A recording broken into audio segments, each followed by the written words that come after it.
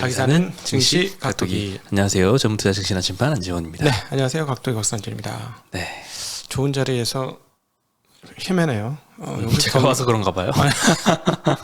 뭐 그런 거겠어요. 근데 여기서 더 밀리면 좀 안 좋은데, 여기서 더 밀리면 획이거든요. 그 하락 추세선으로 획이라서 좀 버티는 게 한 대략 보니까 2350 위에서 좀 시간을 끌면서 버텨주면 기술적으로는 조금 그런데 뭐 기술적인 그렇게 썩 중요하진 않죠. 근데 오늘 뭐 워낙 주변 악재들이 많았고 뭐 수출입도 악재가 많았고 그래서 그다음 뭐 제일 큰 거는 거래가 없어요. 아, 거래가 이렇게 없을 수 있을까 할 정도로 거래가 없습니다. 지금. 네. 예. 뭐 주요 매수 주체가 외국인이 10월 달엔 좀 세게 등장을 해줬는데 네. 다시 지난주부터는 마이너스로 돌아섰습니다. 순매도로 이제 지난주에 첫 전환이 돼서 오늘 시작도 또 월요일도 마이너스 1,600억 정도 코스피에서 순매도를 하면서 외국인이 다시 돌아가는 건가라는 생각이 좀 들게 만드는데요. 네. 최근에 전망도 좀 안 좋은 전망들이 좀 여기저기 많아지는 것 같아요. 그 주말에 이경민 되시는 전략팀장님하고 대담을 했던 게 올라갔잖아요. 네. 그 내용도 그렇고 상당히 좀 부정적으로 전망을 하고 있죠. 하단도 2,050포인트면 지금 2,420이거든요. 네. 많이 빠져야 되는 거지. 2,050이면은 거의 400포인트 가까이 떨어져야 되는 또 거죠. 한 번의 큰 하락이 기다린다는 얘기인데 네. 모르겠습니다. 그 뭐 시장 전체적인 상황들이 어떤 악재가 어떻게 터져서 그렇게 될지는 모르겠는데 제가 보기에는 뭐 우리가 모르는 악재가 추가로 더 터져야 되겠죠. 전쟁이 조금 더 심화된다거나 다른 지역적 분쟁이 일어난다거나 아니면은 중국의 제로 코로나가 훨씬 더 강화된다거나 뭐 그렇게 돼야 될 것 같은데요. 네. 근데 대신증권뿐만 아니라 여기저기 좀 전망이 좀 안 좋게 하시는 분들이 좀 있더라고요. 조심스럽게 전망을 하고 있는데 일단 이따 말씀드리겠습니다. 오늘 코스피는 1% 하락을 했고요. 코스닥은 1.8% 하락했습니다. 코스닥이 오늘은 좀 훨씬 더 많이 네. 빠졌습니다. 그동안 잘 버티던 이 코스닥의 상위 주들 중에 2차 전지 섹터가 오늘은 좀 많이 무너졌습니다. 네네. 네. 그리고 원달러 환율도 오늘 1% 튀었습니다. 1354.7원으로 마감을 했고요. 아시아 증시 다 뭐 일본 빼고는 다 마이너스를 기록을 하고 있습니다. 그리고 한국 국고채 금리가 한국 10년물과 3년물이 네. 다시 역전이 됐습니다. 네, 역전됐죠. 네, 3년물이 3.82%, 오늘 1.5bp 정도 올랐고요. 한국 10년물이 3.76%, 4bp 넘게 오늘은 좀 하락을 하면서 다시 또 금리가 역전되는 현상이 일어났고요. 네. 오늘 업종별로는 보험 섹터가 0.5% 오르면서 업종 상위를 기록을 했습니다. 종목별로는 1, 2% 상승한 게 제일 많이 올랐던 정도였고요. 음식료 섹터가 0.4% 정도 상승을 했습니다. 삼양식품, 오뚜기, 제일제당, 남양유업, 롯데칠성, 대상이 1에서 3% 네. 정도. 업종 상승률 상위주들도 오늘은 큰 상승을 했던 건 없었습니다. 방어주의 날이에요. 요 다음이 통신 이런 게 있지 않습니까? 네, 그렇죠. 완전히 방어주의 날이었다 이렇게 보면 되겠습니다. 네. 그리고 의료정밀 섹터가 제일 많이 하락했는데 ST 바이오센서가 7.4% 하락하면서 업종 하락을 완전히 이끌었고요. 섬유의복도 FNF가 5% 하락했습니다. 장중에 많이 올랐었는데 제 기억으로는요. 어디가요? FNF 말이죠. FNF 홀딩스는 올랐는데 네. FNF 사업회사는 좀 네. 떨어졌습니다. 네. 네, 그리고 건설주들도 좀 하락을 계속하고 있습니다. 건설주는 지난번에도 아무도 관심이 없는 섹터인 것 같다라고 말씀을 네. 드렸는데 아직까진 관심을 가질 만한 이유가 없다는데 인정할 수밖에 없죠. 아직은. 네. 한신공영, 동부건설, 태영건설, GS건설, DLENC, 현대산업개발, 현대건설 다 2에서 5%대씩 하락을 했습니다. 네. 전기전자 섹터도 그 다음이었는데요. 오늘 2차 전지 섹터가 좀 많이 포진이 돼 있네요. 솔루스 첨단 소재, 일진머티리얼즈, LG엔솔 4에서 6%씩 하락을 했고요. SKI 테크놀로지, 하이닉스도 2, 3%씩 하락을 했고 삼성전자는 1% 정도 떨어지다가 오늘은 마이너스 0.6%로 하락폭을 좀 줄여서 마감을 했습니다. 네. 네. 그리고 외국인들 순매수를 추이를 좀 보니까 10월에는 좀 강하게 매수가 들어왔거든요. 한 주에 막 7, 8천억씩 계속 들어왔었는데 11월에 들어서도 일주일에 한 1조 원 넘게 매수를 하다가 지난주에 마이너스 2천억 정도로 순매도로 전환을 했고 네. 오늘도 마이너스 1,600억대로 순매도를 했죠. 그래서 외국인이 확실히 안 사주니까 시장이 좀 힘이 없는 것 같아요. 그러니까 매매 주체가 없으면 바로 이렇게 심화리가 없고 그다음에 거래 대금이 정말 극단적으로 낮아져 있어요. 네. 거래 대금 한번 살펴보시면 알겠습니다만은 코로나 때하고 버금갈 정도로 좀 거래 대금이 떨어져 있고 거래 대금이 근데 이게 말이 안 되는 게 코로나 때는 거래 대금이 떨어질 수밖에 없었던 게 시가총액 자체가 완전히 무너졌었어요. 그래서 그때 시가총액을 한번 말씀드리면 그때 2020년 3월 19일 거래소 시가총액이 얼마냐면 980조였습니다. 지금 얼마인지 아십니까? 지금은 시가총액이 1930조예요. 근데 거래 대금이 지금보다 반토막이었을 때하고 거래 대금이 육박한다는 사실은 이건 좀 어떤 걸 의미하느냐. 뭐 LG 엔솔도 그 당시는 없었고 뭐 크래프톤 무슨 하이브 이런 거 다 없었어요. 이런 게 다 들어오고 나서도 거래 대금이 이거밖에 안 된다. 버린 시장이지 뭐. 그래도 아무도 안 하는 시장. 다 버렸지 뭐. 거래 대금이 10만 조 안 되는 주식들이 속출하고 있어요. 하루에 뭐 10억도 거래 안 되는 게 속출 너무 많아요. 지금 2, 3억도 거래 가치 안 되는 것도 꽤 많고. 코인 시장이 좀 뺏긴 영향도 있는 것 같아요. 오늘 보니까 오늘 그 오후 3시 들어서 그 상장 폐지되는 코인이 하나 있었는데 네. 그것도 오늘 거래 대금이 그래도 한 20억? 몇십억 정도는 나오는 것 같더라고요. 그래서 네. 야, 이런 걸 거래하는 사람들도 이렇게 많은데 네. 국내 주식은 이렇게 관심이 없나 싶었거든요. 그 주식이 네. 오늘 뭐 상장 폐지 당일 직전까지 가니까 오늘 네. 하루만 한 90% 넘게 폭락을 하더라고요. 야, 이런 거에 달려드는 수급도 몇십억이 되는데 이거 참 국내 주식은 수급이 많이 비어 있는 것 같아요. 경마보다 확률이 더 적을 것 같은데. 뭐 그렇죠. 뭐 그런 거는 경마보다도 확률이 더 적을 것 같은데. 오늘 뭐 전반적으로 비트코인은 1,700불이 무너졌고 이더리움도 1,200불이 무너지면서 새롭게 하락을 기록을 하고 있습니다. 네, 다들 상당히 큰 폭으로 하락을 하고 있어서 좋지 않죠? 이거 연쇄적으로 저는 될 것 같아요. 거래소가 깨졌다는 건 좀 큰 일이죠. 우리가 뒤집어서 생각해 볼까요? 증권 거래소가 사기를 쳐서 무너졌어. 그럼 주식 그 안에 있는 주식은 어떻게 됩니까? 거래가 그렇죠. 자체가 안 되겠죠, 그죠? 그럼 거래 자체가 안 되면 아이고 큰일 났다, 내 돈 빼야 되겠다고 사람들이 다 돈 뱅커럼 발언하겠죠. 근데 지금 그런 일이 벌어진 거죠. 우리가 지금 거래소가 하나니까 너무 극명하게 느낌 올지 모르겠습니다만, 아니 이게 코인이 문제가 아니라 거래소가 내 돈을 안 빼줘, 어쩌란 말이야. 네. 그래서 국내 피해자는 그래도 조금 네. 엄청 많지는 않은 것 같아요. 네. 다른 나라들 대비해서.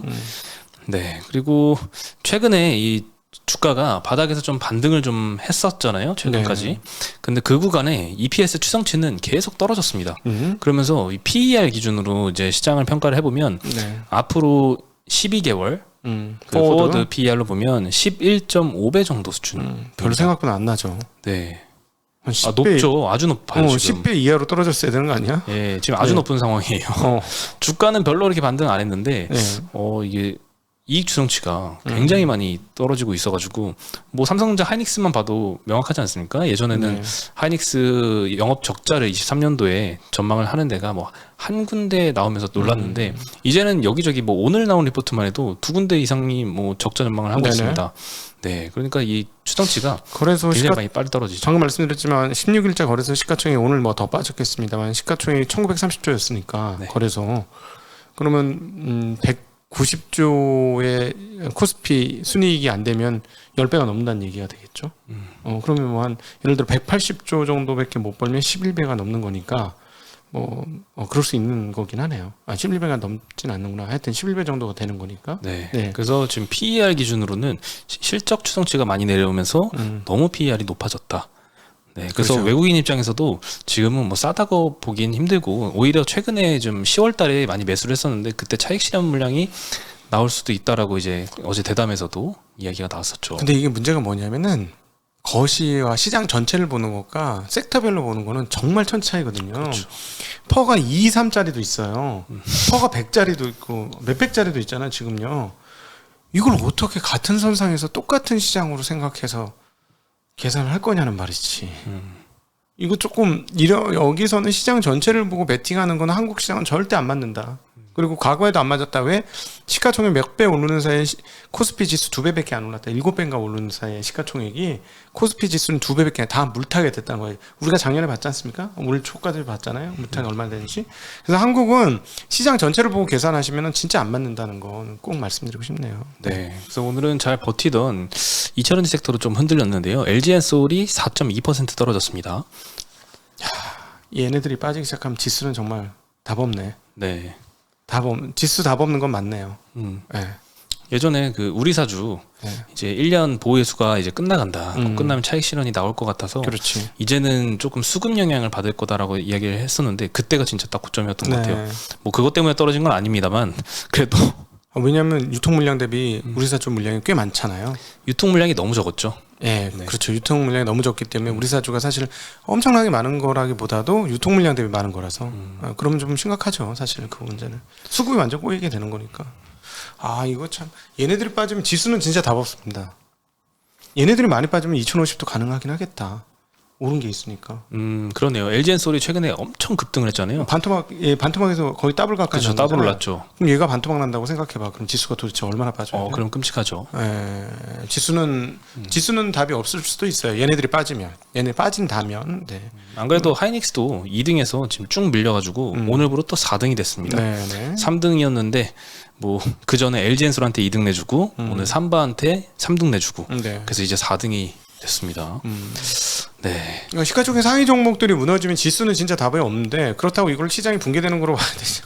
그게 또 아니더라는 거지. 2차 전지주의 주가가 막 30% 40% 빠진다고 시장이 망가지는 건가? 아니, 망가지긴 망가지는데 그걸 가지고 시장이 붕괴라고 얘기해야 되나? 좀 그건 동의하기가 좀 어렵네요. 근데 네. 어쨌든 시장 전체적인 그 패시브 전략에 영향 받겠죠. 분위기가 험악해지면. 네. 네. 뭐 좋은 주식들은 그래도 많이 있잖아요. 이런 상황에서도. 아우 지금 너무 싸요. 네. 오늘도 3분기 실적 확인 안 해본 주식이 하나 있어갖고 해서 봤는데 자산 총계 대비 시가총액이 4분의 1이야. 근데 그 자산 총계는 믿을 수 있는 자산 총계는 왜냐하면 재고가 믿을 수 있는 재고. 그 재고 그냥 원재료를 갖다 팔아도 돈을 받아. 그런 원재료를 갖고 있는 회사예요. 근데 이거는 뭐 감가상각도 없어. 인플레이션 증가분이 있어도 이 원재료는 그럼 갖다 팔아도 그거 돈인데. 그것까지 합쳐도 뭐 시가총액이 그 자본 총계의 한 4분의 1? 많습니다. 그런 회사들이 지금 한국에. 네, 그리고 신영증권에서도 오늘 경기 전망을 해줬는데요. 미국채 30년물과 기준금리가 역전되는 걸 조심하자라는 의견을 냈습니다. 최근에 달러 약세 강도가 굉장히 좀 거친 수준이라고까지 언급을 할 정도로 진행이 됐는데 단순히 금리 인상 폭이 줄어든다는 것에 대한 기대감에 이렇게 많이 달러 약세가 진행된 거는 좀 그렇게 보기에는 좀 무리가 있다라는 의견이고요. 오히려 그게 아니라 경기의 위축 가능성을 좀 반영을 하고 있다고 분석을 했습니다. 과거에 이 장기 경기 펀더멘털을 나타내는 이 미국 30년물 금리가 기준금리를 하회를 했을 경우에 대부분 심각한 경기 침체로 연결이 됐다라고 언급을 하고 있는데 70년대 후반에 2차 오일 쇼크, 89년에 저축 대부조합 사태, 그리고 00년도 IT 버블, 서브프라임 사태, 20년 코로나 버블까지 코로나 사태까지 이제 금리 역전과 이 위기 상황이 맞물렸던 사례들이 좀 많이 있는데 이번에 또 그걸 조심해야 된다라고 하는데요. 지금 미국 30년물 금리가 3.91% 정도까지 위에서 많이 떨어지고 있습니다. 근데 이 금리가 떨어지고 있는 거를 좋아해야 되냐? 그건 좀 아닌 것 같다라는 의견이에요. 기준금리가 지금 3.75에서 상단이 4%잖아요. 네. 요게 한 번 더 12월에 50bp 인상을 하면 이제 기준금리 하단을 역전이지. 역전시키는 거죠. 네, 그러면은 이제 이 크레딧 리스크가 부각될 수 있다라는 의견입니다. 만약에 그 앞서 이제 대담에서 이야기가 나왔던 2050포인트가 가려면 아마 크레딧 리스크가 네, 그렇죠. 생겨야 되지 않을까 네, 생각이 들거든요. 네, 그렇게 돼야 되겠죠. 좀 뭐 건설 쪽 PF는 가능성이 있잖아요. 지금도 여전히. 네. 네, 그런 게 있어야 되는데 금리 역전 저는 이거 참 금리 역전 때문에 오일 쇼크나 저축 대부조합 사태가 나온 거야. 아니면 이런 것 때문에 금리 역전이 된 거야. 약간 닭이 먼저야, 달걀 먼저야 하는 고민들이 있는데 어쨌든 시중의 유동성은 빠지는 거죠. 예, 기준금리보다 뭐 장기물 금리가 나쁘면 은행이 대출할 필요가 없다. 유동성 빠진다. 유동성이 빠지면 시장은 나빠진다. 그거는 명백하죠. 그것 때문에 위기가 온다. 좀 잘 모르겠네. 이런 구간에서는 사실 투자자로서는 일정 비중의 현금 비중 유지하는 거 말고는 답이 없는 것 같아요. 내가 뭐 이게 크레딧 리스크가 앞으로 터질 거다라고 전망을 하고 올 현금으로 갖고 있을 수도 없고 네. 그걸 맞춘다는 보장도 없잖아요. 그렇죠. 네, 오히려 상승을 그냥 바라보는 리스크도 있는 거고 그리고 그 거꾸로 갈 수도 있으니까 참 일정 부분 현금 비중을 유지해놓고 시장 하락기에는 좀 덜 떨어지게 좀 포트폴리오 방어를 좀 하고 좋은 주식들로 나머지 주식 비중을 채워놓는 게 최선책이 아닌가 싶습니다. 네. 네, 그리고 이제 관련해서 이제 롯데케미칼 지난주에 이제 목요일 날 제 방송에서 말씀드렸던 게 유상증자를 이제 공시를 한 것도 아닌데 보도가 먼저 나왔었잖아요. 네네. 1조에서 한 2조 원 정도 유상증자를 할 수 있다라고 더벨에서 기사가 나왔었는데 금요일 날 장 끝나고 1.1조 원 정도 주주 배정 유상증자를 실제로 발표를 했습니다. 네. 기존 주식수 대비 25% 신주 발행이고요. 먼저 기사를 통해서 하루 이틀 전에 미리 알려진 탓에 주가가 한 10% 이미 빠져 있는 상태였습니다. 그래서 네. 오늘은 한 4% 정도 좀 반등을 했는데요. 현재 주가 대비 한 30%가량 할인된 13만 원으로 1차 발행가는 일단 결정이 됐습니다. 6,050억 원은 일진머티리얼즈 인수자금으로 사용한다고 하고요. 나머지 5천억은 뭐 납사를 매입하는 등의 이제 롯데케미칼 운영자금으로 활용할 예정입니다. 이 중 발표하니까 하이투자증권에서는 목표가를 내렸습니다. 29만 원에서 21만 원으로 하향을 시켰고요. 그리고 롯데건설이 지금 참 문제잖아요. 롯데케미칼에 대한 우려도 결국 그 시작은 롯데건설에 있는데 그룹사를 통해서 9천억 지금 차입을 한 상태고요. 롯데케미칼이 5천억, 롯데정밀화학 3천억, 롯데홈쇼핑 1천억 이렇게 그룹사한테도 차입을 한 상태인데 또 은행 대출 3,500억 원을 받았다고 합니다.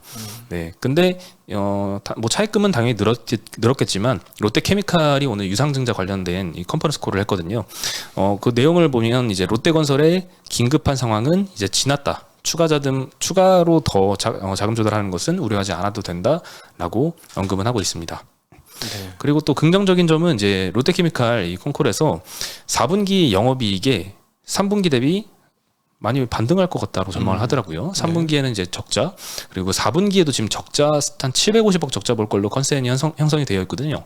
근데 흑자 전환할 것이다라고 이야기를 해서 오늘 뭐 주가가 한 4%대 올랐던 것도 뭐 화학 섹터가 오늘 좋았던 것도 아니거든요. 네. 다른 것들 다 막 떨어지고 롯데, LG 화학은 막 3% 떨어지고 이랬는데 혼자서 4% 올랐던 거는 아무래도 업황이 이제 바닥 짚고 턴어라운드 게 아닐까 이런 기대감이 조금 형성이 돼 있긴 합니다만 아직까지 이 신용등급, 장기 신용등급 전망이 부정적으로 형성이 지난주에 됐기 때문에 조심해야 될 것 같습니다. 네. 네, 그리고 21일에 대만 디지타임즈에서 애플이 중국 YMTC한테 이제 낸드를 사려고 했었는데 삼성한테 대신 구매를 한다라는 소식이 있었습니다. 12월 초에 미국의 이 수출 통제 명단에 중국 낸드 업체인 YMTC가 포함이 될 것이다. 라고 전망을 했는데요. 그럼 삼성전자 시안 공장, 이 중국 공장에서 이제 낸드를 전체 한 40% 생산을 한다고 하더라고요. 거기서 아마 대체로 납품을 하지 않을까 싶습니다. 네. 삼성한테는 호재죠. 뭐 최근에 이제 뭐 마이크론이나 이제 하이닉스가 공급 줄인다고 했을 때 안 줄인다고 했었잖아요.